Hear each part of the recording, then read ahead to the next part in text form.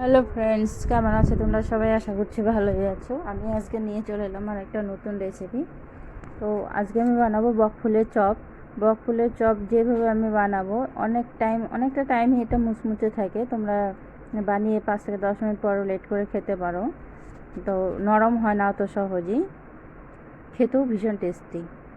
তো দেখো, এখানে আমি কতগুলো বকফুল নিয়েছি। বকফুলগুলো সুন্দর করে আমি বেছে নেব।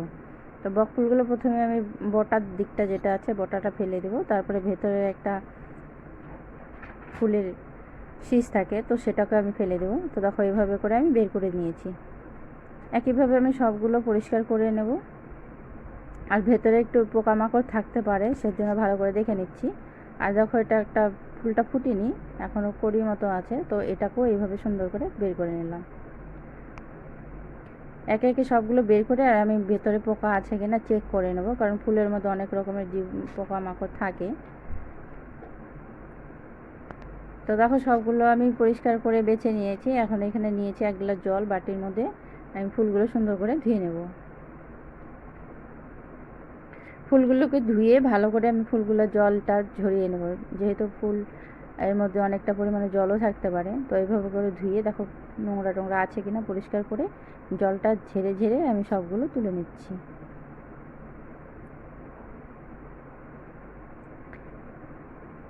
একইভাবে আমি সবগুলোকে করে নিয়েছি। আর এখানে দেখো, বেটার বানানোর জন্য নিয়েছি বেশ অনেকটা পরিমাণে চালের গুঁড়ো, ময়দা, আর একটু জিরে গুঁড়ো, হলুদ, লবণ, আর সামান্য লঙ্কার গুঁড়ো নিয়েছি একটু ঝাল ঝালের জন্য।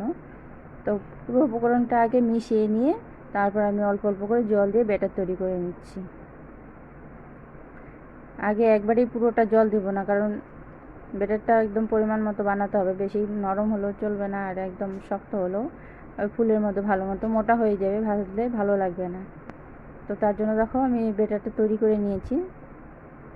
একদম সেম এরকম ব্যাটার হবে। এখন এখানে আমি কড়াই গরম করতে বসিয়ে দিয়েছিলাম, দিয়ে দিলাম তেল। যেহেতু কড়াইটা আগে থেকে গরম ছিল, তো তেলটা অনেকটাই গরম হয়ে গেছে। এখন এইভাবে করে ব্যাটারের মধ্যে আমি ডুবিয়ে সবগুলোকে ভেজে নেব।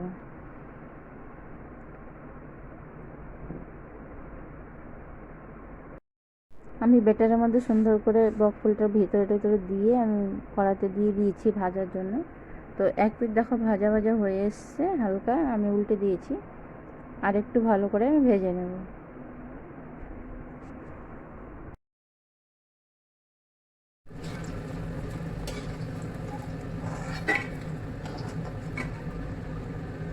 বকফুলের চপগুলোর আওয়াজ শুনে তোমরা বুঝতেই পারছো কতটা মুচমুচে আর কতটা ক্রাঞ্চি হয়েছে খেতে।